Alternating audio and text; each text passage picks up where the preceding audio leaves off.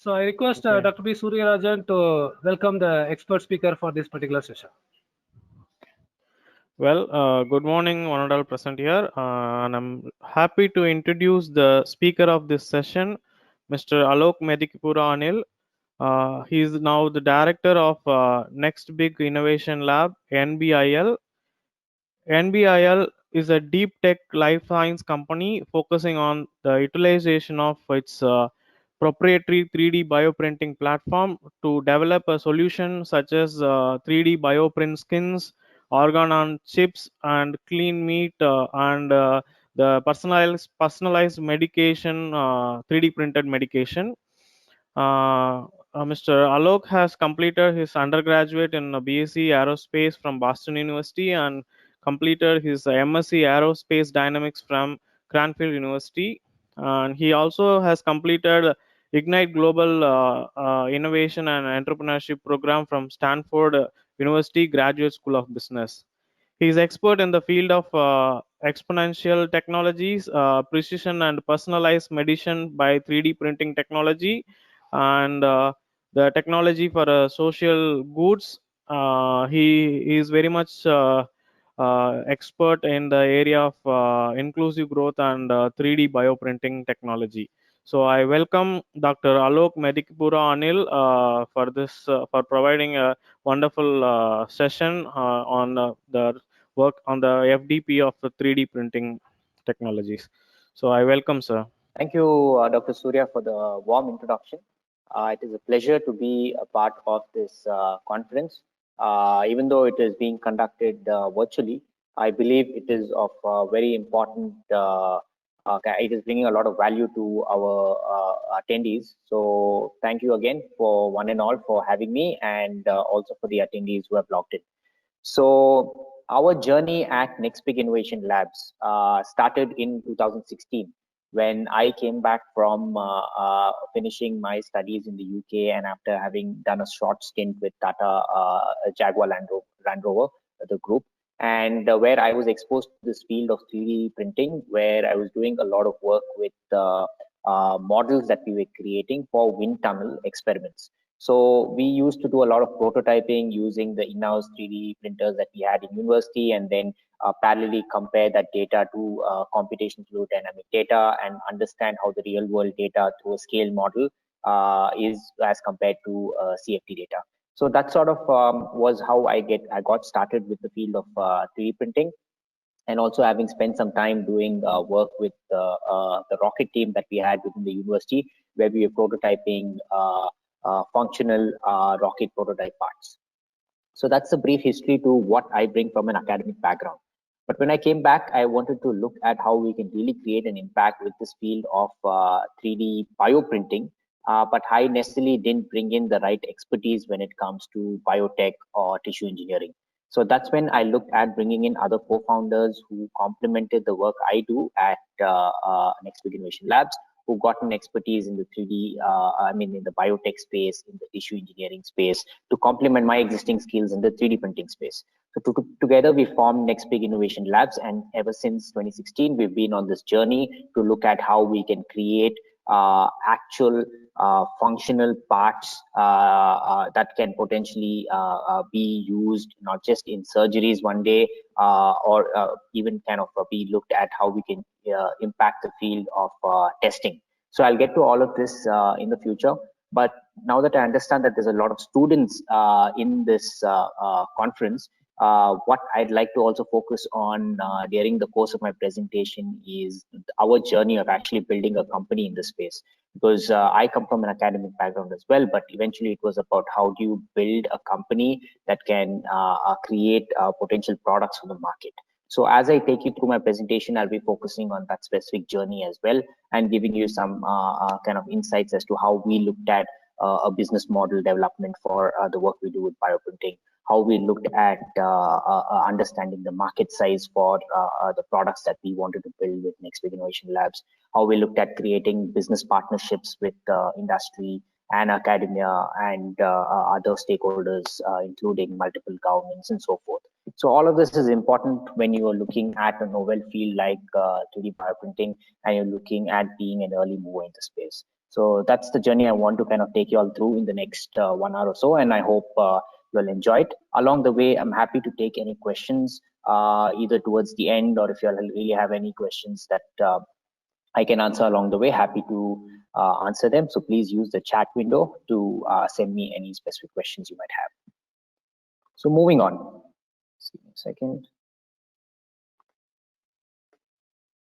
So I hope you guys can see my screen. Dr. Julius, can you just confirm, sir? You can see my screen? Yes, yes, Okay, perfect. All right. So we are a company, like I said, that's based out of Bangalore, incorporated in year 2016. It's been about 4 years. So what have we done in the last 4 years? So basically, in the initial days, it was about building our own in-house hardware, which is the 3D bioprinter, which is a very critical tool towards us building anything in the field of 3D bioprinting, whether it's live tissues or just pure scaffolds for research-related purposes. So the bioprinter is a critical tool around which other solutions can come out of. So we started initially with a Government of Karnataka grant of the tune of about 50 lakhs, and we were one of the first grantees for a newly awarded Government of Karnataka grant back in 2017. And we started with the journey towards building India's first customizable 3D bioprinter that can not just be price effective, but also compete internationally with the best, and also be made available to researchers in India. What I can proudly say is the last 3 years, we've achieved doing this to a very big scale. We've not just built India's first customizable bioprinter at an affordable price point, and also kind of supplied it to multiple academic as well as industry labs, but also we've been able to export one of our 3D bioprinters to a very large Fortune 500 company called the Merck Group, MERCK. They're a very large group headquartered in Darmstadt in Germany. So one of our bioprinters is also has been used there for some experiments. So that kind of gives us a solid base, because one, what we did initially is invest in the technology using which you can build solutions like a bioprinted skin or even other bioprinted organs in the future. The next step is looking at what we can do with the actual engineering, which comes from within the bioprinter. So we looked at the engineering and we looked at fine-tuning it to go from, say, 100 micron accuracy all the way to a 20 to 30 micron accuracy, which might be needed to build these very delicate, very kind of fine scaffolds that are the base towards building tissues in the lab. Then comes the part of actually the biotech, as well as what goes around into the feeding the what we call is the bio ink, which is the base material for the cells to grow on. So a lot of research also is parallelly invested in the bio ink and the biotech space. And finally, what we've been able to achieve through a combination of all of this is bioprinted human skin, which I'll also get to shortly in the next few slides. So this is what we've been able to do.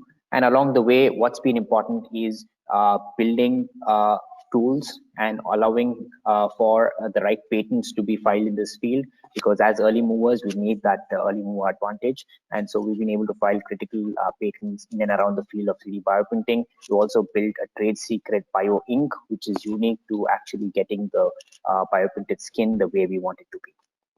So that's been us along the way.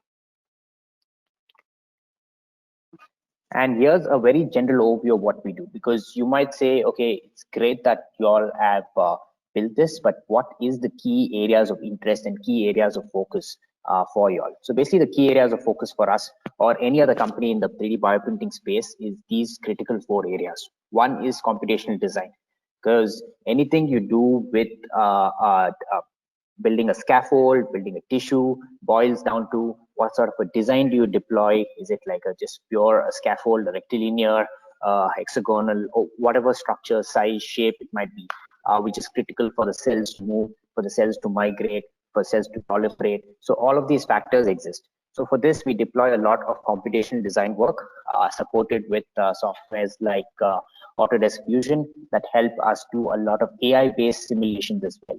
Even before we build a fully functional 3D printed part for our bioprinter, we're able to do an AI-based analysis to understand how much stress it can take, how much strain it can take, what sort of flow analysis can we expect through the nozzle that we want to design. So this saves a company at an initial stage, not just time, but a lot of money, because now you're not just printing parts, but also first doing computational experiments, and then once you know what can work, then you go to the stage of prototyping and functionally design it. So Autodesk has been a key partner to Next Big Innovation Labs, and along the way we made use of the critical softwares like Fusion 360, Eagle for PCB design, as well as their generative design tools which can come in, as well as the generative design tools which can come in and help us do a lot of computations remotely, like I mentioned, without actually looking at creating functional prototypes. The next part is the additive manufacturing part. This is critical because in the initial days when we were building our own bioprinter, we didn't have the luxury to go out there and machine all the parts, because machining again is expensive and it does not make economical sense for low volume production. So instead, what we did is we looked at 3D printing a lot of the parts that went into our bioprinter that we built in the initial days. So for that, we needed to build an additive manufacturing experience, which is experience in not just designing CAD, but also, like you heard in the previous lectures, looking at the design for additive manufacturing expertise, looking at functional parts which can be used in a real world environment. So additive manufacturing expertise also is something that we built. Synthetic biology. What we're trying to do at Next Big Innovation Labs is use critical 3D bioprinting technologies and techniques to build functional organs. And one such organ that we have already started working towards is the skin, which is the largest organ on our body in terms of area. So recreating skin not just involves creating skin that looks physically the same, but also mimicking the biology of the skin to be exactly like the human skin. So here we need to build in synthetic biology expertise and ensure we are as close as possible to building a real human skin. And last but not the least, it's the material science and in the engineering part, because whatever work we do with bioprinting, unless you're able to match material to material, unless you're able to match the understanding of how these structures form in the real human body, whether it's on skin or another functional organ, it is hard to recreate a functional tissue which mimics the real tissue. So that's where we also invested a lot of time into the materials engineering. And as you'll see in my subsequent slides, a lot of the work we've done with the bio ink and stuff is revolving around mimicking the material side to match the real world environment.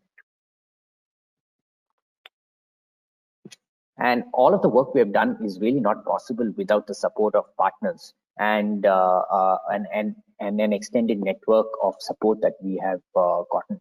So everything from getting the initial grant from Startup Karnataka to receiving discounts for patents that we have filed and trademarks that we have filed thanks to Startup India, as well as international exposure through forums like FICCI, to being incubated at the Bangalore Bioinnovation Center, where we get access to a whole range of biotech equipment, to receiving a subsequent grant from Department of Biotechnology's BIRAC, and also being recognized by India Innovation Growth Program, which is Tata Trust supported venture, as well as receiving support from the likes of Autodesk, and finally the partnership as well as the investment we received from our German partner through the support of GTEC as well as Merck. So all of this is very important for a company, because while you build products in-house, it is also important that you build partnerships outside the lab. So this is really important, not just at a stage when you have a product, but also at a stage where you need to build critical collaborations. Because the kind of field that we are in, that field that most researchers in the life sciences space are in, takes a lot of time and money to bring products to market.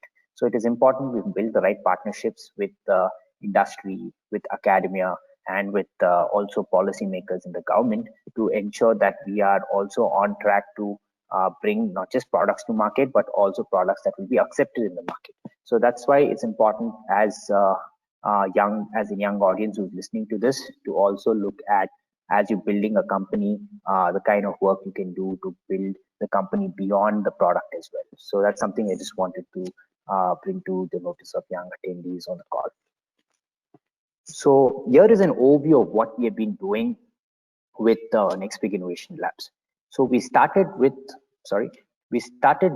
the idea that what we want to do with 3D bioprinting should have an impact in three main focus areas. The three main focus areas being the fact that solutions that we build can potentially end animal testing, not just in the cosmetic and FMCG sector, but also in the future, maybe even in the cosmetic and even in the pharmaceutical sector.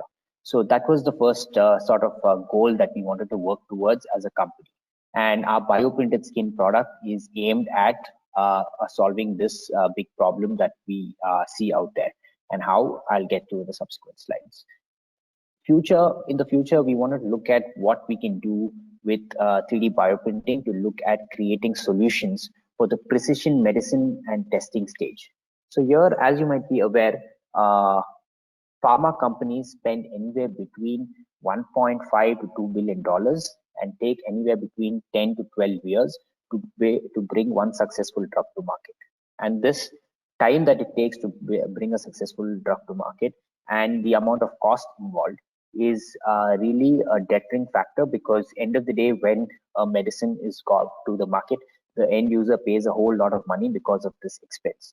So how can we cut short the R&D time? How can we help bring products to market quicker? Just the same way we're seeing today with COVID, everything with regards to the vaccine is being fast-tracked to an extent that the scientific community has never seen before. Within a matter of less than a year, companies are looking at bringing a vaccine to market, which usually does not happen for less than 2 to 3 years at a minimum. So this sort of structure, if you want to bring within pharmaceutical companies, we can offer as a bioprinting company solutions which will help them test their medicines, their drugs in a much more effective way. How? It's because looking at bioprinting, we can recreate tissues in the lab. So instead of them doing studies on, say, maybe a mice, we can rather do a testing and a study more effectively on a human tissue, which is human-like in both functionality as well as in terms of the biology part. So that's what sort of a structure we have. And some of the work we have been doing with the Merck Group, who is one of our investors, like I mentioned, and one of our partners in Germany, is aimed at this, basically helping pharma companies bring down the cost, and the effect of that, direct effect of that, is cheaper costs for R&D, and then the medicine prices also potentially being cheaper at some point. Personalized therapies.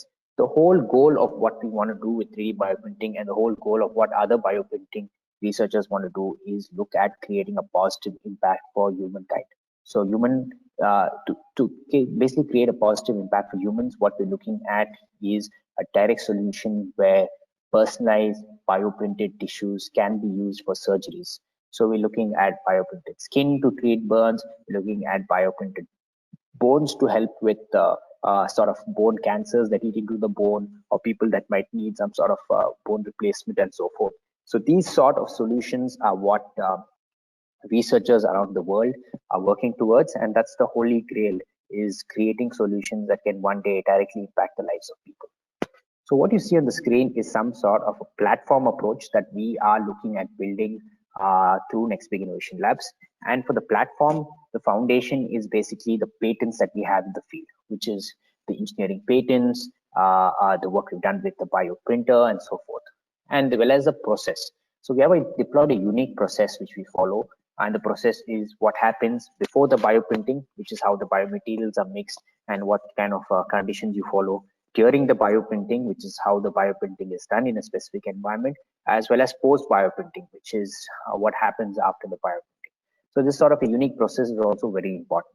The patents and trade secrets. So again, the patents we've discussed, but the trade secret here, the bio ink, which is the trade secret sauce, as we call it, is also very critical, because if you want to get the end output, what you put into the solution as a raw material also very important. So a combination of what we have used for the bioprinted skin is again a trade secret, which also forms a large contribution to the foundation that we're trying to build. And last but not the least, it is the people that build the company, and it's the people that build the business. So our existing team, the team members that we look forward to welcoming into Next Big Innovation Labs, as well as a team of mentors and advisors, really add value to what we're trying to do within the company. And the kind of solutions that we're trying to build is what you see as products and services. Products in terms of Trivima, which is India's first customizable 3D bioprinter, We're looking at also 3D bioprinted skin, which is the skin HE that you see. HE standing for the human epidermis, so the top layer of the skin, and also subsequently other future collaborative product development products like bioprinted disease tissues, organ on a chip technology, which can be very useful for pharma companies, 3D bioprinted clean meat, which I'll get to later on, as well as therapeutic tissues, which is bioprintable tissues that can go into people. Another thing I wanted to discuss with you all is an interesting approach around next big learning. So after the pandemic struck and everyone went into started moving to an online approach, we too started evaluating how we can really bring value to the education system in the country. And having done so much work in the field of bioprinting, we soon put together a team of experts and advisors and started working on developing course content around the field of 3D bioprinting, which today is available to researchers, professionals, as well as students through our LexMig learning platform, which I'll also discuss in this presentation. So this ideally is what in sort of a one slide puts together what we're trying to do, why we're trying to do it, how we're trying to kind of achieve it, and so forth. So our vision, again, like I've already mentioned, is to look at how we can use this critical tool of 3D bioprinting to really create solutions such as bioprinted human skin within the lab. And these sort of solutions that we build with bioprinted human skin can not just be used in the near future as an alternative to animal testing, but in the coming future can also be looked at a solution for organ transplantation. So that's the goal, and that's the larger vision towards which we are all working towards as a team and as an extended network of mentors and advisors within our company. So for those of you all who are not really aware of how the field of 3D bioprinting works, I'd like to give you a very brief overview. I will be later sharing some videos of what really happens within the kind of framework of bioprinting that one of our partner organizations has created for us, so you'll get a more deeper idea. But to keep things simple here, what you see on screen is like, imagine this to be within the bioprinter setup. So our bioprinter is sort of a desktop-based machine within which there is a syringe, and the syringe is run by a pneumatic-based setup that gives us control accuracy to the finite of even like half a milliliter. So what you're looking at here is a syringe sort of a setup, and within the syringe is the bio ink. As I mentioned, our bio ink is a trade secret material, which is a combination of cells, which is a combination of the nutrients that we need for these cells to grow into tissues, as well as other materials which will ensure sort of a good functionality to exist in these cells. So the bio ink is within the syringe, and the syringe is pushed gently through a setup which is run pneumatically, so we're able to control the pressure. And then as the syringe is pushed, certain cells along with the other nutrients are extruded. So that extrusion is creating what we say is a three-dimensional kind of structure, which is predetermined by us, predetermined by a software to be in a specific size, shape, dimension, and so forth. So once that specific three-dimensional structure is created, then we have what we call is a 3D scaffold along with cells embedded inside it. Then we move this sort of a structure into an incubation chamber. Within the incubation chamber, over a period of 10 to 14 days, these cells go through a series of biotech related processes, which include things like your air liquid interface, where a part of the tissues move to an air medium, the other stays in a liquid.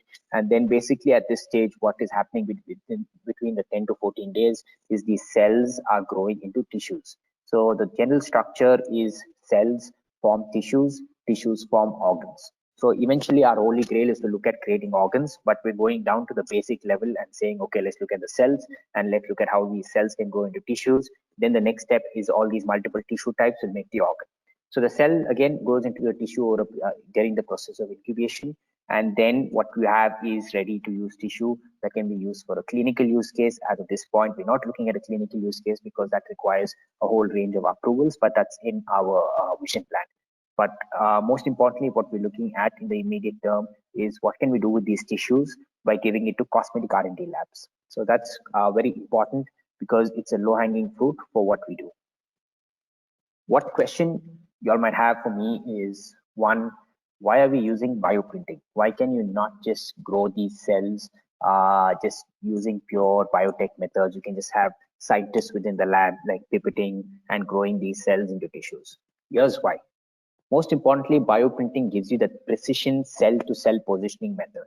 So just look at it from an extent to say how can engineering really enhance biotech.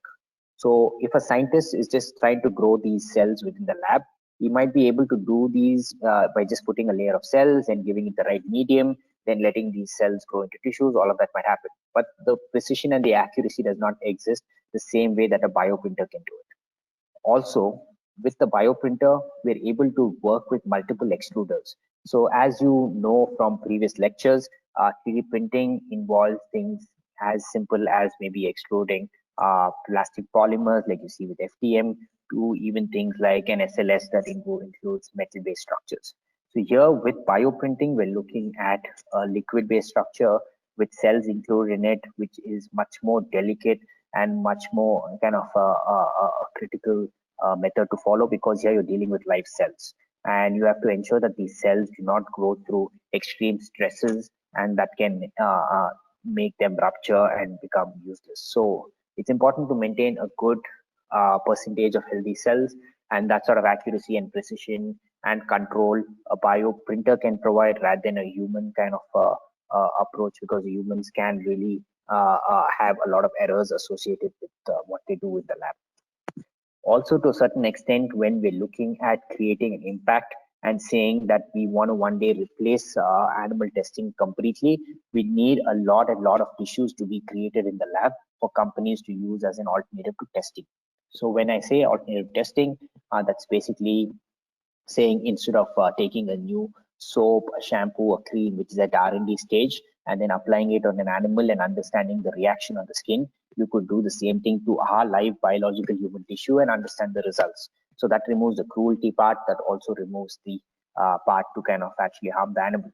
So such sort of applications, if you want to kind of deploy at a large scale, you need a lot of tissues developed, for which few scientists in the lab cannot do it. So, but what can really do it at a low cost and at a large scale is having say a factory of bioprinters that are operating almost remotely, given the fact that they are given the right raw materials. And last but not the least, as we move towards the holy grail approach of recreating organs within the lab, we need that precision and accuracy to recreate, whether it's the kidney, it's the heart, or it's any other organ in the body. Like there is a lot of complexity within the organs that are in our body, and one day if you want to recreate them, you need that precision and accuracy that comes with bioprinting. So this is the reason why bioprinting is necessary today and more important in the future as we work towards creating much more specific applications. So moving on to our solution, like I mentioned, in the near term, what we're looking at doing is creating bioprinted skin, which can be used as an alternative to animal testing. So animal testing, just to give you folks in the audience an understanding, is basically something which has evolved over a period of time. In the initial days, a lot of testing was done using pig skin, where say any soap, a shampoo, a cream, any sort of product which is applied on the human skin, before it is released into the market, they usually test on animals. Then they start going to get it approved if there's no adverse reactions, and then that product is launched in the market. So here what really happens is that there is an extreme level of cruelty involved, because these animals are being tortured almost, and there is also no correlation between the data you see with animals and the fact that it cannot impact humans. Because again, given that you're looking at mice, rabbits, or even sometimes they do testing on dogs, it does not really translate into what can happen on humans, because we're two different species, and usually our skin types are different, and what effect they might see on them might really be very different from what effect you might see on a human. So with this in mind, we wanted to look at how we can bring a more effective solution to this industry, which is cosmetic, FMCG, and so forth, where they can completely move to 3D bioprinted skin models and avoid animal testing once and for all. A lot of countries, including many countries in the European Union, have brought a complete ban on animal testing already. And India also is looking at gradually moving to bringing a complete ban. And when that happens, what do companies have as alternatives? So that's the alternative that we're trying to develop, is create that bioprinted skin which they can use for testing. And in the past, you have seen that testing has typically been done using pig skin, cadaver, which is dead human skin, 2D skin models, which is a single layer of skin, and 3D cultured skin models, which is basically scientists growing these skin tissues in the lab. So all of these have been effective to a certain extent, but now there is an increased focus on bioprinting. There is a decrease in the price at which we're able to build solutions from bioprinting and so forth. So now is the time where we have gotten a much more effective solution at a much more affordable price point. So that's what is important for the industry, and that sort of also defines what market we are trying to kind of cater to in the near future with our bioprinting solutions. So again, like I mentioned earlier, it's important for anyone starting off and trying to build a company to understand your market. So here's how we looked at understanding our market. So when we said, okay, we have bioprinting as a tool, we have some patents, we have some understanding of what we can do. And we know if bioprinted skin can be built in the market, it can be sold to cosmetic and FMCG companies. But what else is out there? So when we evaluated by talking to potential customers, what we understood is the current gold standard, meaning what are they currently using, which is working for them, is 3D model skin. And when I talk about 3D model skin and 3D cultured skin henceforth in the presentation, please keep in mind that this is a 3D, not 3D bioprinted skin using the bioprinting tech, but this is 3D skin that's built by scientists in the lab naturally. So as I spoke about earlier as well, there is a lot of error rate involved with this as well as increased costs. So, but that is what currently the industry is using, is getting people to, there are some companies that actually build it, actually have scientists growing this in the lab and then supplying it to companies. So that's the current gold standards. And then when we also spoke to industry and said, what can we do to make this better? They said, right now the costs involved with 3D model skin are very high. So we do not want to completely adopt to this stage unless there's a ban. If there's a ban, we have no other option. But we also understand that there is a ban coming because other countries also around the world are stopping animal testing. But as of today, we don't want to make that shift because the costs are too high for us. The R&D costs will go up due to 3D model skin, as well as the time it takes to get the product from the lab to our company also takes time. So we looked at those two as key challenges that we can solve for the customer.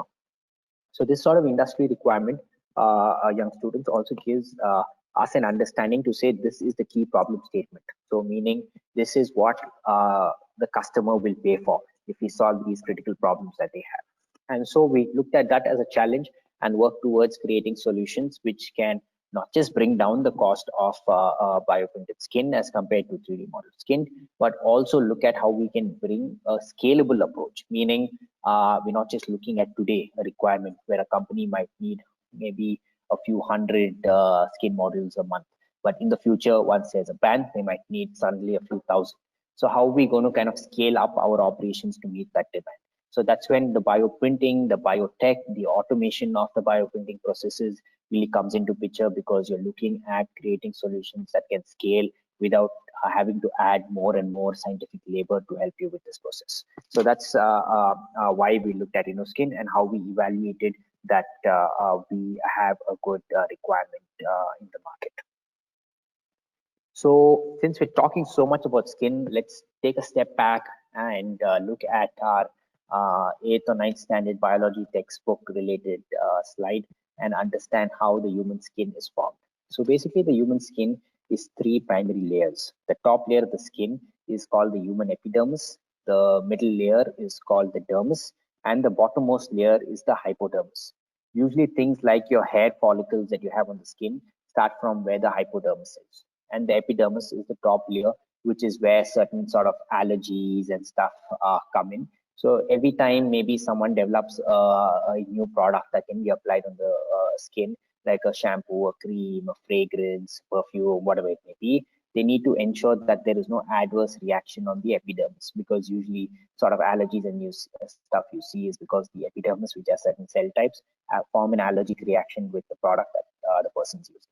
So these sort of studies is what we are initially out to replace animal testing with. so which is the focus on the epidermis. So the InnoSkin HE part stands for InnoSkin Human Epidermis. InnoSkin FT stands for InnoSkin Full Thickness Model, and the InnoSkin Clinical is basically the 3 layers of the skin. Potentially, once the full thickness model of the skin is developed, you want to look at what sort of clinical approaches we can target, like replacing people's skin, like which is typically today used, where they use band-aiding to treat burns. How can we develop bioprinted skin which can be transplanted onto people's skin that suffered from burns and so forth? So this does not just reduce their hospitalization time, but also helps fast track the recovery process as they recover from burns. So this sort of a focus is what we have within the company, is starting with the InnoSkin HE towards actually building InnoSkin Clinical. And along the way, you can see that there's a whole range of applications that can come out of the products that we build. InnoSkin HE specifically focused on the needs of the cosmetic FMCG companies for use as an alternative to animal testing. InnoSkin FT moving into much more detailed views, like understanding if you put a cream on the skin, what sort of diffusion happens into the bloodstream. That sort of studies can be done with the FT. And of course, InnoSkin Clinical, like I said, to treat people with burns, to treat people with other skin-related injuries, and so forth. So that's sort of an approach. And here again, you see a whole range of products that we want to focus on as a company, right from InnoSkin HE, FT, to InnoSkin Diseased, to Clinical. You heard about InnoSkin HE, FT, and Clinical already, but let me take some time to tell you about the disease model. So when we recreate skin within the lab, we're creating healthy human skin.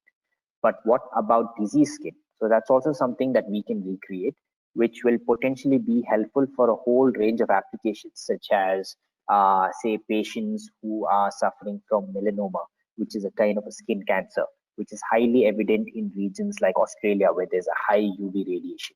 So when you're a company in Australia developing, say, a cosmetic product, you also have to keep in account that a large percentage of your population suffers from melanoma. So how do you ensure that your product does not have an adverse reaction when a melanoma patient buys it off the shelf and starts using it? So that's only possible when you actually test your product on diseased human skin within the lab during the R&D stage. So that's one approach. And looking at things from a more India-centric approach, you're looking at things like your sort of a dermatitis, which is sort of skin-related disorders. You're looking at other sort of diseases, skin-related diseases that diabetics suffer from, which a large percentage of India kind of has a problem with in terms of diabetes. So these sort of solutions can be recreated. It's not just healthy human skin, it's also diseased human skin that can be recreated, which can help companies in testing at a very early stage in a very, very effective way in terms of both saving them both time and money. So that's basically one of the solutions also we're exploring. And as we do all of this, what we're trying to do is also build partnerships. So we have an academic partner in Australia that we are working with to look at how we can build skin disease model in terms of melanoma for that market, because melanoma is highly evident in Australia. There's a very big market there. Similarly, we're looking at partnering with other academic institutions who have invested a lot of their time into research, also to subsequently enhance our approach towards the full thickness or the clinical side. So this again gives you an example that one whole range of applications are possible. And when you have certain technology, it's important to collaborate. It's not about building everything in-house. It's about what you can build in combination with the partnerships that you build. So we've discussed this before. I'll just quickly go through it again. To get to the stage of bioprinting human skin, what we did is, one, as I mentioned, we had a trade secret bio ink in which there is cells, the nutrients for the cells, as well as other materials that goes into the syringe. The syringe sits within the bioprinter and it's run through a pneumatic-based approach. Then you use the syringe to be run through an automated solution where you create a specific structure, and then sort of end output that you get is a three-dimensional scaffold in a specific size, shape, dimension, along with 3D in a 3D environment, cells inside it. Then you move it into an incubation chamber, and over a period of 10 to 14 days, you look at growing these cells into tissues. then you have a final bioprinted skin tissue product like this. So this is one of the photos of our thin layer of human epidermis developed within our lab using our bioprinting tech and our in-house tech, as well as our trade secret biomaterial. So this sort of an approach is basically what is followed to create the skin tissues. And what happens at the end of this is these skin tissues are shipped usually in what we call well plates, rather than what you see on the screen is a petri dish, but the skin tissues are usually printed in about, say, a 1 centimeter square area size, and then put within well plates and then sent out to labs with labs to test it. So to get to the stage we are in, it's also important to understand the journey that we had to kind of follow. And as audacious as it might seem in terms of an idea, it's important to look at building a vision map, but then it's also important to build sort of a smaller roadmap to say how we're going to work towards your vision. So initially what we did in the initial days is, one, we had to partner with hospitals. Why? Because we had to source cells that were going into the bio ink, which is being used to build the bioprinted tissue. So we needed actual human cells. So what we did in the initial days was partner with hospitals and get clearance from their ethical committee to actually use patient disposed skin. So say after a surgery, the patient's skin, which is waste skin that's usually disposed of, was something that we sourced from hospitals after consent from both the patient and the doctor. And then that was the raw material source. So from the raw material source, then we had the process where we extracted the cells from the skin tissue and then put them into what we call as a cell bank. So we have a cell bank of keratinocytes, which is one of the cell types found on the top layer of the skin, and fibroblasts, which is a primary cell type found in the second layer of the skin. So that's like a base groundwork that we had to do. In terms of cell isolation, like I mentioned, extracting the cells from the patient specific tissues is also a challenge, because you have to ensure, one, that the patient's skin is not diseased, and again the extraction process involves both sort of an expertise that we need to build in-house, as well as a certain methodologically followed series of steps. Biomaterial synthesis. So what is the combination of biomaterials that need to go into the bio ink? So that was a lot of trial and error that our team followed to eventually iterate and design and decide on a specific combination, which is what we're using today for our bioprinted skin. And also optimizing on the cell media, because it's important that our media solution has not just the right pH value, but also has the right sort of chemicals in it that will ensure that the cell proliferation, the cell kind of growth into tissues is not hindered and is as natural as possible. So that was a lot of the work we had to do, which is pre-processing, which is work happens before bioprinting. When we started looking at 3D bioprinting part, we started looking at how we need to play around with different scaffold designs, because you have to understand it's not just always a rectangular scaffold design. It could also be a rectilinear scaffold design, or a linear scaffold design, or a linear on a rectilinear scaffold design. So we started playing around with different scaffold parts, scaffold designs, which will typically mean and impact the way our cells within the scaffolds proliferate and grow. So those sort of studies also we had to do during the bioprinting development stage. We had to optimize different printing parameters, because now that we have a pneumatic based extrusion setup, so what is the pressure level that we can push the cells to, that will ensure, one, that the cells move through the nozzle and into the bed of the plate, but also ensure that the cells do not rupture, meaning too much pressure on the cells will make them rupture and it will be dead cells. So we don't want dead cells on the plate. So those sort of optimization in terms of both temperature, pressure, viscosity conditions, and so forth, we had to do with the bio ink. Cell viability studies. So what percentage of effectiveness do we have in the bioprinting? Meaning, after you do a series of bioprinting step, do you have 80% cells alive? Do you have 20% cells alive? We want to push towards having as many cells as possible alive, because then those cells can start growing into more and more cells. So that's the process of biology. So that was important also, for which a lot of parameters are important. And just give me a second, sorry about that.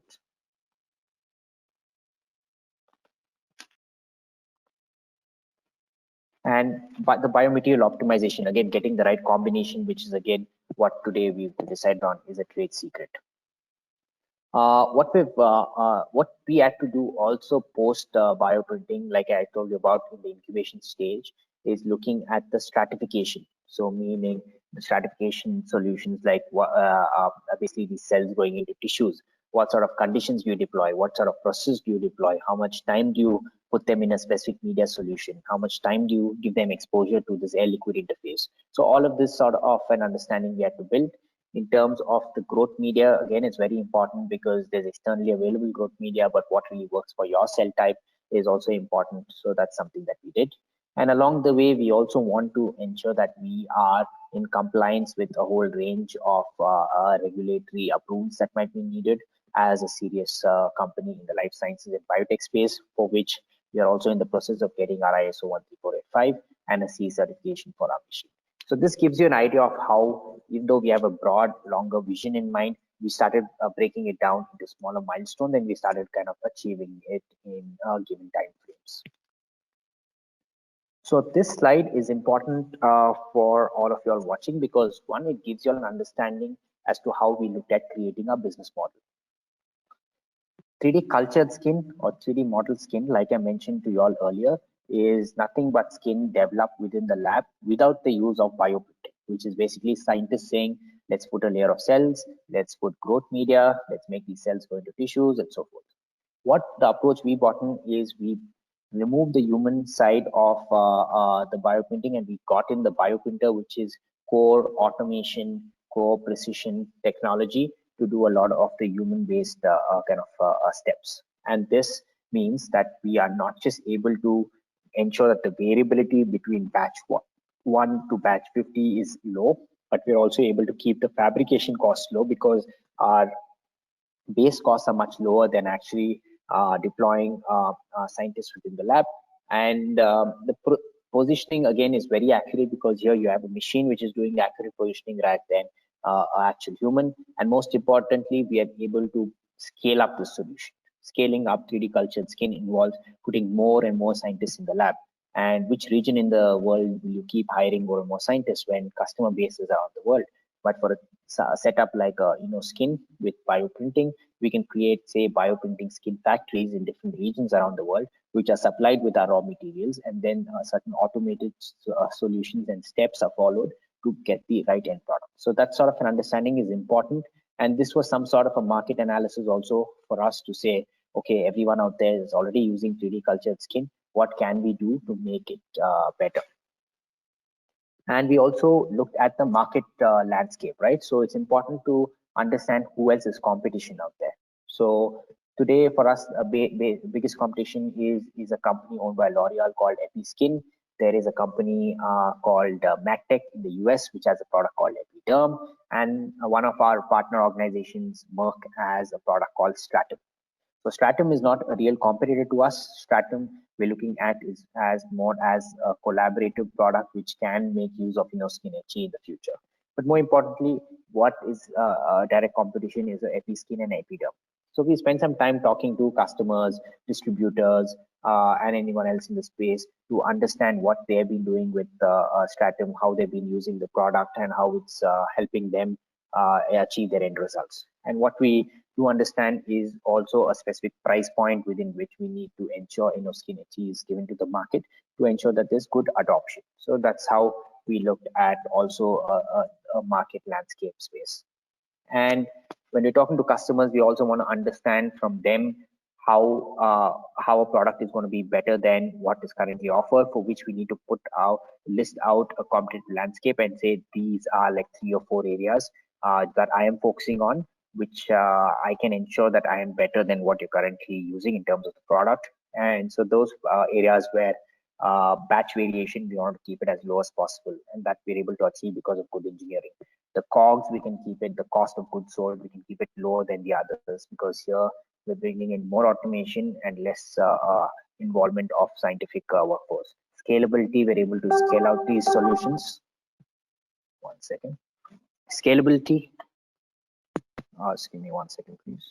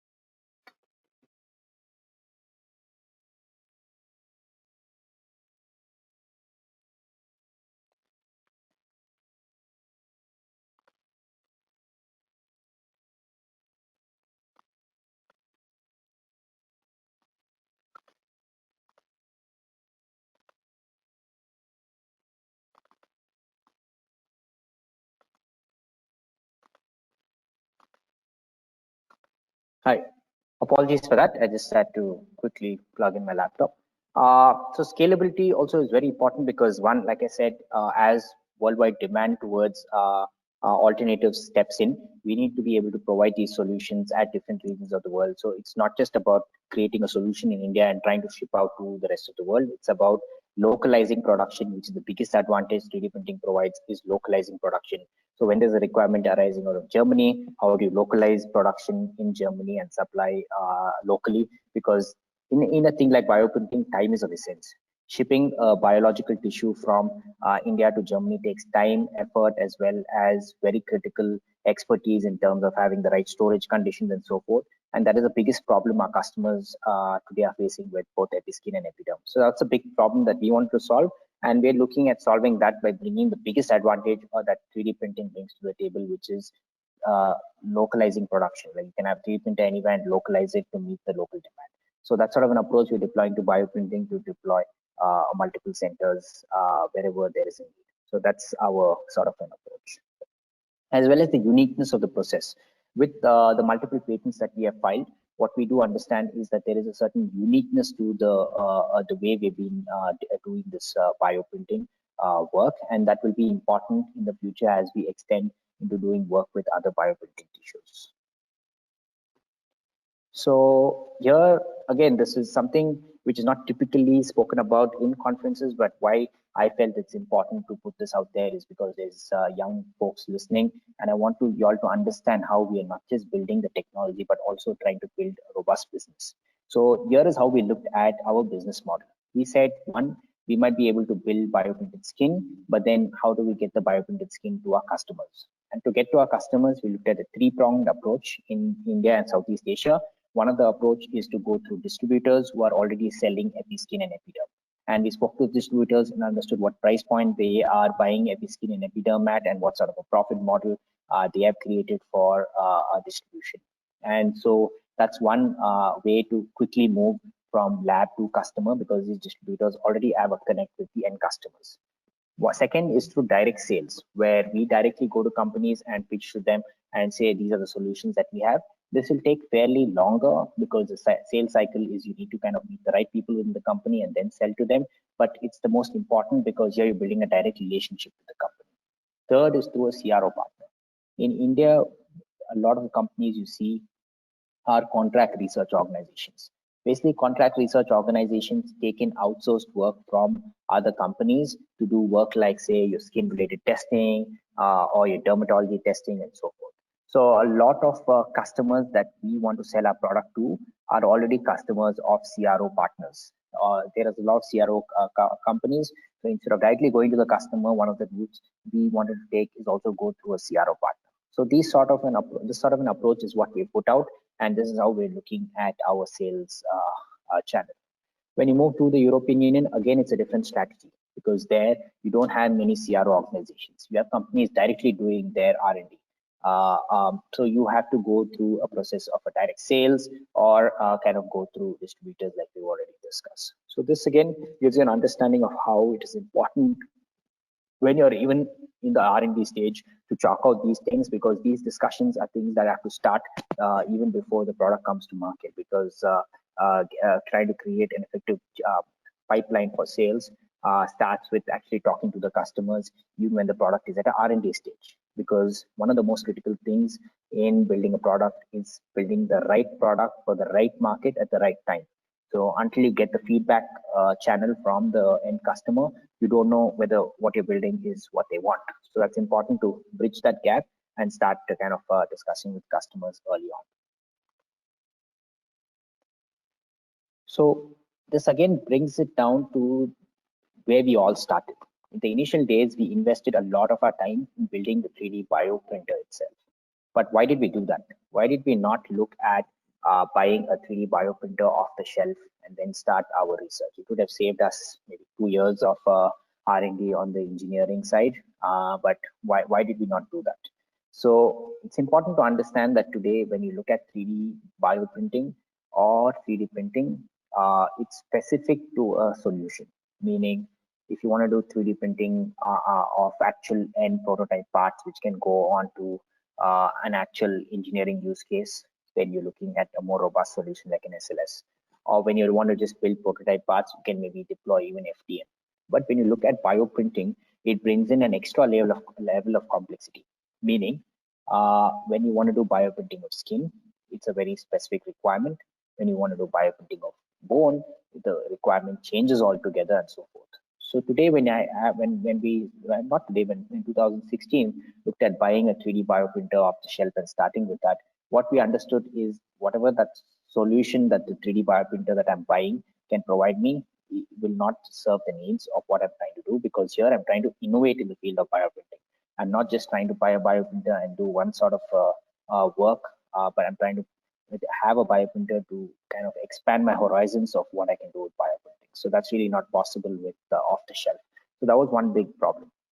Second is the engineering ecosystem that comes with commercial 3D bioprinters. When you buy a 3D bioprinter off the shelf, you can't modify it, you can't do anything to internal parts, you can't kind of add an extra level of engineering complexity to it. Because when you do all of this, the warranty is void.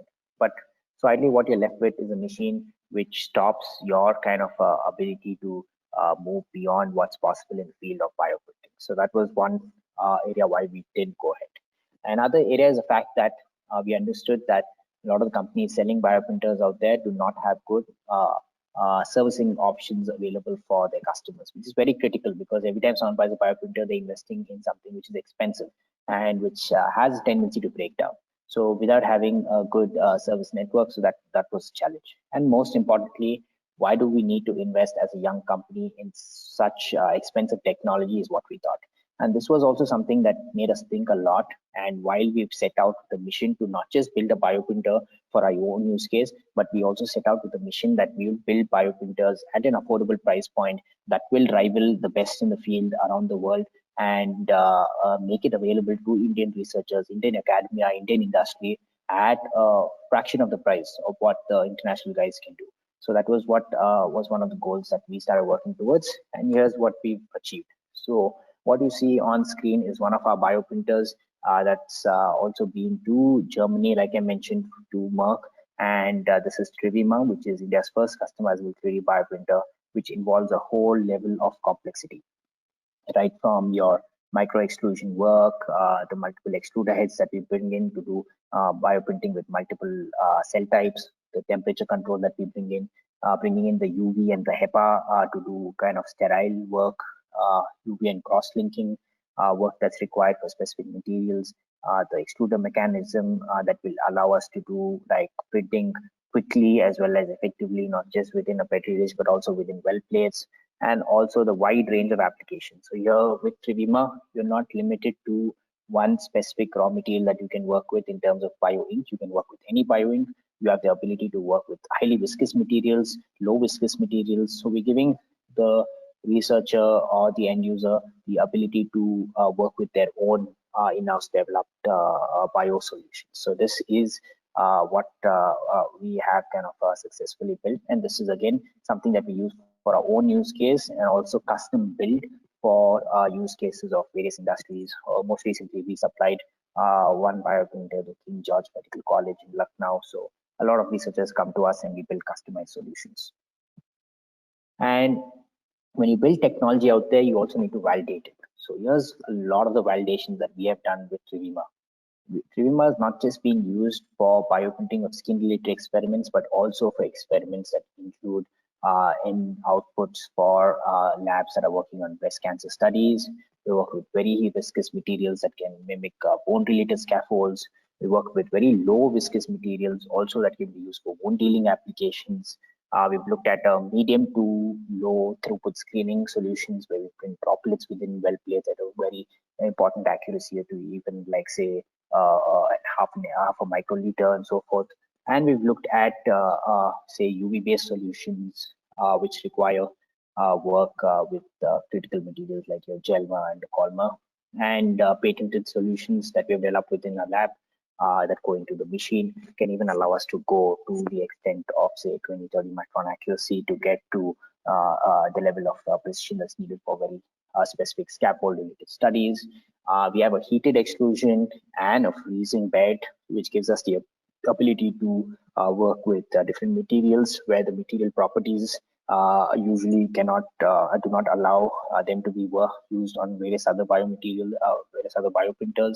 Here we've been able to kind of provide the users that sort of an ability to work with a heated extrusion, a cooling bed, so they can work with different materials, as well as a diverse range of multiple extrusion systems. So here you're not just doing bioprinting with one cell type, you can do bioprinting with 3 or 4 cell types and 3 or 4 cross-linkers at the same time.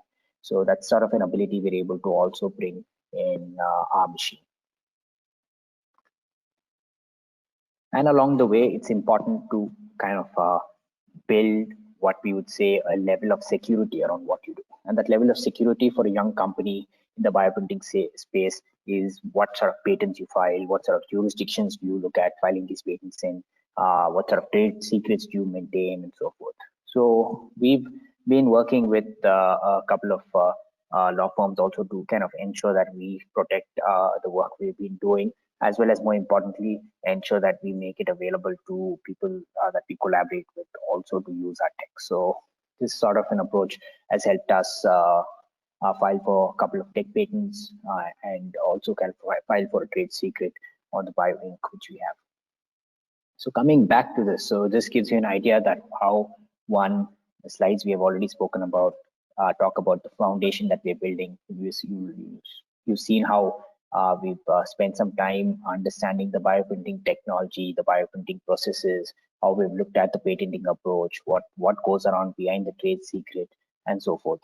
And also the kind of solutions that we're trying to build. You heard about Trevima, which is India's first customizable bioprinter that we're building, that we've already built and made available to the market. We spoke about Skin Etchy, which is an ongoing project in the late stage R&D phase, which will soon come to market. And as a next step, we will learn about how we are piling all of this together into like a foundation course and making it available to people, whether you're a student, you're an enthusiast, whether you're a doctor, you want to look at a sort of a future in the field of tissue engineering, you want to look at a career change, you just want to kind of follow the space. Anyone, if you fall under any of these categories, the next big learning platform that I'm going to speak about next is something that can be really interesting to you. And last but not the least, so just to look at the importance of what we're trying to do, right? So one, by creating bioprinted skin, in the short term, you're looking at ending animal testing, and in the medium to long run, this is the biggest impact you can cause. Is today when I walked into a skin bank last year and I saw with my own eyes the shortage of skin there, that was very alarming, because today the World Health Organization says every 10 seconds someone from around the world suffers from burns. So there's always this supply demand gap that exists between how much skin do you have available in the skin bank towards the number of patients that require skin sort of transplant related applications due to burns. So that's sort of a gap we can bridge if we make bioprinting affordable, if we make bioprinting of skin viable, and if we get bioprinting of skin through the regulators and make them convinced that it is something that can potentially help the person who's suffering from the skin related disorder, skin related burns, recover faster, reduced hospitalization time, and so forth. So that's the journey that we are working towards. And this ideally gives you a very quick overview of what we're doing and what's possible in the future. Currently with us, we're looking at 3D bioprinted skin as a key product and soon looking at bringing it to market. We are engaged in some work going on in the bioprinted clean meat space. So here you're looking at lab-grown skin, lab-grown meat, which can be used as an alternative to the actual conventional meat. Just recently, Singapore announced that they are the first in the world to look at allowing lab-grown meat solutions to be sold in the market. So today, when you have lab-grown solutions like meat sold in the market, you're not just reducing the stress that the planet kind of currently imposes in terms of the amount of meat that needs to be produced through cattle, through different animals, but also you're looking at creating disease-free meat and making it available to people not just here on planet Earth, but also somewhere on Mars, maybe in the future when there's an astronaut who's traveled to Mars and needs the right sort of nutrition. so that can be produced through a bioprinter which is able to create clean meat. Organ on a chip, that's something that we are also engaged in with one of our partners. But here, this is going to be a groundbreaking solution once it comes into market, because here you're looking at replacing a lot of steps that typically happen to slow down things in an FDA regulatory cycle. Bringing on an organ on a chip approach is an upgrade to conventional testing methodologies that an FDA cycle kind of asks for you to follow, and then allowing pharma companies to do testing faster and much more cheaper, which basically means bringing stuff to market much faster, which is the current trend today with what we're seeing with the vaccine, for example. So bioprinted body structures, we will start seeing something come to the market towards the later half of this decade. The slowdown is not because of the fact that they're not ready. The slowdown is because regulators have to step up and start allowing it.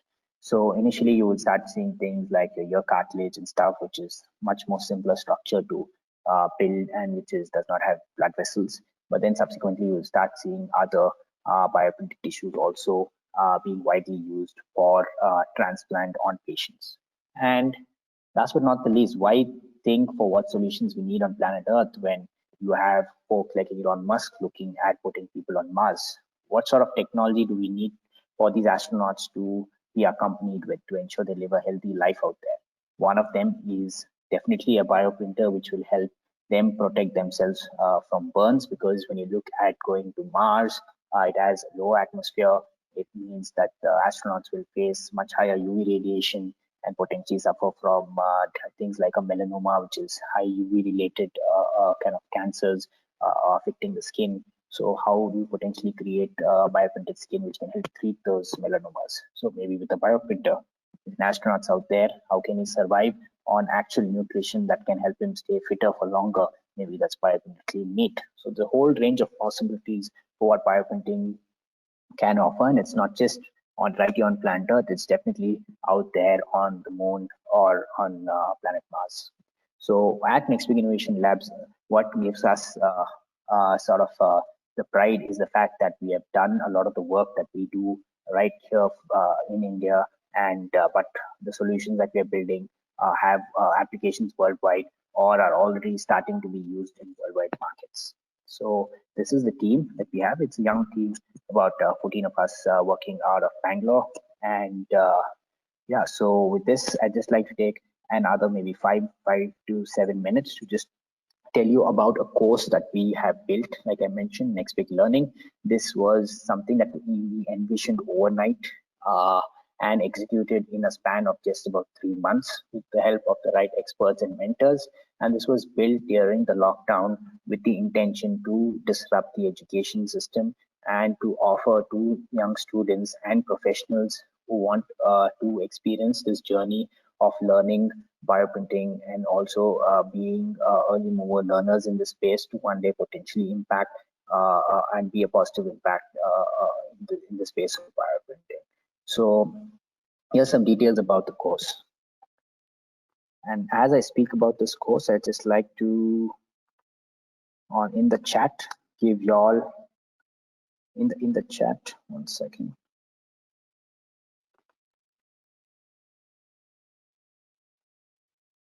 I posted some details on the chat. I request one of the organizers to maybe just share it with everyone if that's possible. So what we're going to take you through is what's in the course. I'm also going to talk about how we're ready to offer to the attendees of this AICTE conference a discounted price on this course if you're interested to sign up. We've already had 50 plus people take this course over the last 2.5 months, and we've received good feedback. And all of this can be done remotely through a virtual platform which you're using called Moodle. So it's a course that basically is done with the intention that whether you're a student, an enthusiast, a professional, you can get to know more about what's happening, and you can get a hands-on learning and a holistic understanding of what is involved in the bioprinting. Because as you heard from my presentation, bioprinting involves not just the engineering, but it's also the biotech, the material science, the computational design. So all of these are covered as different modules within the course. We've looked at integrating all of this and giving you live case studies of experienced people who have engaged in this space, like Professor Bellare from IIT Bombay.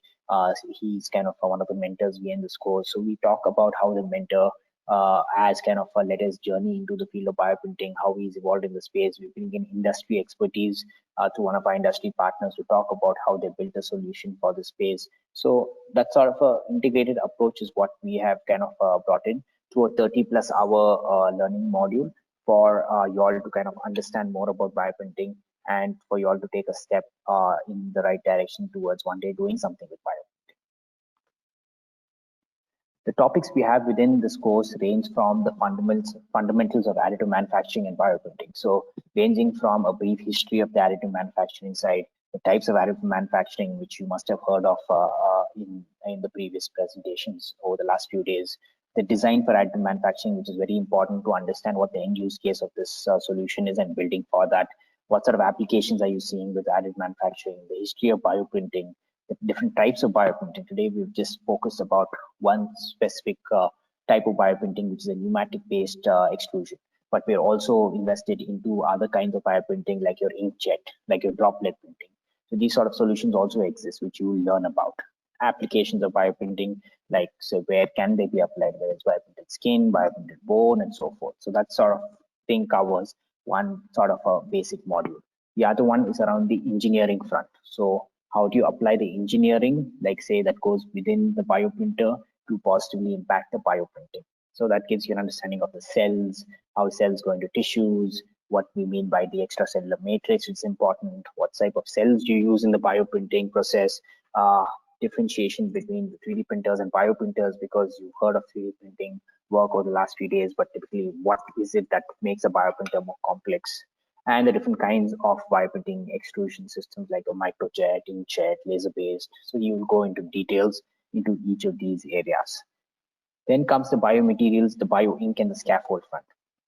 Here you're looking at introducing yourselves to the hydrogels. What is the hydrogel? What is the biomaterial? What is the bio-ink? What sort of biomaterials go into the bio-ink? How do we basically decide what is the composition of the bio-ink? What is the end outcome in terms of the scaffold design and so forth? The interdisciplinary aspects is very important here, because what runs the machine is certain software, and the software is important to basically design the right scaffold structure that we need, whether it's a scaffold free structure, scaffold supported structure, so forth. What sort of cross-linking do we do? Why do we need the UV light? Why do we need the other visible light spectrum to kind of work with the cross-linking? What sort of sterility is brought into the bioprinter through what we call as the HEPA? Why is the sterility important to reduce the sort of contamination and so forth? And more, last but not the least, looking at it from a future perspective. So say, what is the challenge that we face with bioprinting today? One, the biggest challenge is we're able to build these cells into tissues. Tissues form organs. Between the stage of the tissues going into organs, you need to create the right blood vessels. And without the blood vessels being created, you're unable to really provide nutrition for these tissues to survive when you're creating an organ. So those sort of challenges we're discussing, we're talking about how our mentors, how our extended support network is also helping us tackle these challenges. We're bringing in case studies from different companies to tell you about the kind of the way they're looking at tackling different challenges in this space. Customized engineering is being spoken about, because like I said, it's not a one solution fits all. So how do you customize engineering to suit your bioprinting needs, as well as a focus on careers in bioprinting. So if you're really interested in the space of bioprinting, how do you build a career out of it? So those sort of expertise also you kind of get through the course. In terms of pedagogy, this is how we paced it out. It's self-paced lectures that you can learn at your own pace through the online platform. We have an assignment which is graded. We have a case study which is graded. We have a review quiz which is graded, and we have a final assessment. So this gives you an understanding of how you can also compare yourself. You're not just taking the course for say recreation. You're taking the course to become a serious kind of a player in the field of bioprinting.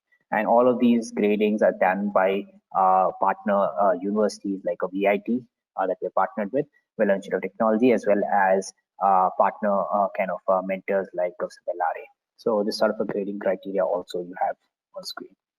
In terms of experts, like I mentioned, we have started designing this with the interest that we bring in the like-minded Indian researchers onto our platform. So we have Dr. Jayesh Bellary, Dr. Geeta from VIT, Dr. Jayesh from IIT Bombay, very well-known researcher in the space of bone research, and Dr. Geeta, an academician as well as a professor in the space in VIT, and Dr. Deepak Kalaskar from University College London, as well as Dr. Amit from VIT again. We're adding more mentors and experts to kind of come assist us in building more modules in this space. So right now what you have is the bioprinting module, and then subsequently we'll have other modules as well.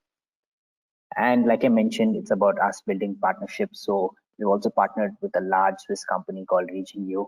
So Regenio is also in the business of building complex bioprinters that are being used in labs around the world. So they're going to also be partnering with us and creating specific content for our audience.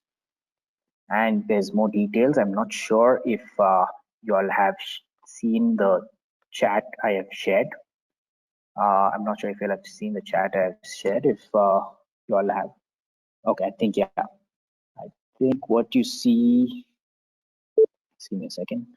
Yeah, I think one of the organizers has shared that with you. So there's details on our website as to what you all can kind of see in terms of a sneak peek, try and get an understanding of what's happening and what's in it for you. So whether you're a subject matter expert, whether you are in this space to do serious work or further your research, or just be an enthusiast, that's great. Or whether you want to kind of delve deeper into building a career in it, it's great. So this is why this course can be helpful for you. And in terms of career opportunities, we discussed this in the course as well. There's a whole range of opportunities opening up. When you look at the field of bioprinting, these are all new areas that are emerging as new areas where people can get employed, whether it's a biomaterial scientist working on more cell-related work, an assay biologist, protein analysis for a person working on more like, say, the post-processing work that happens with the tissues, a cell biologist, a design engineer, mechanical engineer, software developers for 3D bioprinting software, embedded system engineers building custom PCB, biomedical engineers, or whether people who have expertise in the sales and marketing, biofabrication specialists. These are areas that we will be hiring for as a company in the future, as well as these are areas which bioprinting will help really create jobs in the future. And in terms of the course, you have seen in the chat, there's a link. We're proud to say that, I mean, we're really out here to support the work we've been doing with bioprinting, and our vision is to kind of get more people into this field, so they also subsequently can learn along the way as we are on this journey. So we have a special discounted price of rupees 4,000. The actual course on our website is 6,000. The specific link for that 4,000 is only available to audience in this conference, and the link is a Razorpay RZP link. So we will keep that link active until Sunday, and if there's anyone interested, you can sign up at a discounted price. If you want to know more about what we're doing, so there's also a link shared in the chat about Next Big Learning, so you can learn more about the course there. But this link, so please keep that to yourselves, and in case you're interested, you can sign up at the discounted price. So that's about it. I'd like to end here, and if there's any questions, I'd like to take that. I will just quickly try to pull up the chat to see if there's any questions. Maybe Mrs. Kumta, there is one question from Mrs. Kumta. Apart from process patent, is there any patent for bioprinter products? So bioprinting process, so yeah, so we have a process patent that involves things that happen before bioprinting, during bioprinting, and after bioprinting. So all of this 3 steps put together is what is helping us achieve the end product, which is bioprinted tissue. So patents are usually granted on a certain process or a certain tech. So what we're building as solutions like a bioprinted skin is an outcome of that. So we have patents on the hardware as well as the process that we're using, and we don't really have a patent on the end tissue because that is an outcome of all of these steps being followed and the technology being followed.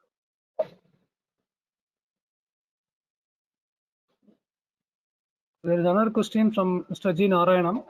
G. Narayanan, are you available to unmute yourself? I have given you permission. Thanks for your presentation, Mr. Ali. And my question, there are 2 questions. One is Is there any specific 3D modeling software required for developing this model? 3D models. Right. So Hello? I think I just want to make sure I heard your question right. Is there any specific 3D modeling software? Is it? Yes, required for developing this, because we have like ProE and SolidWorks, and these are 3D modeling software available. And apart from this, is it required any specialized 3D modeling software for particular this area? Right. So to answer your question, so basically we use a lot. You can use SolidWorks, you can use your CATIA. We use a lot of Autodesk Fusion. So Fusion is what we use for a lot of our design work, whether it is the scaffold design that we need to create, or some of the bioprinted, some of the parts that go into the bioprinter itself. So we've done a lot of work with Fusion.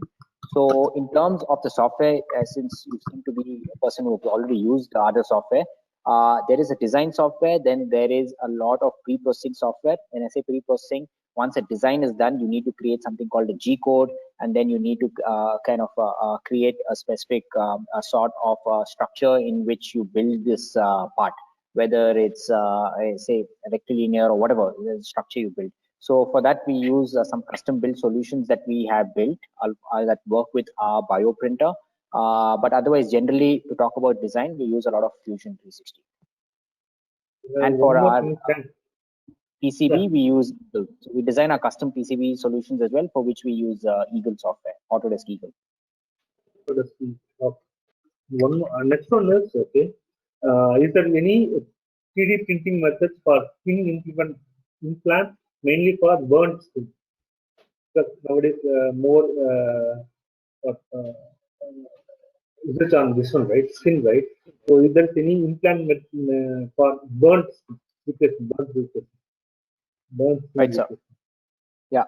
So I'd just like to take a step back. So what are some of the work we have also done, which I didn't discuss today because I wanted to keep it core bioprinting focused, is around offering maxillofacial surgeons who are mostly focused on things to do with the face and the bone of the face, solutions where they take a CT scan. They have a CT scan. We've been able to convert the CT scan into 3D models and then print low-cost 3D printed solutions, which are very 1:1 ratio of the patient, give it to the doctor so they can plan better surgeries.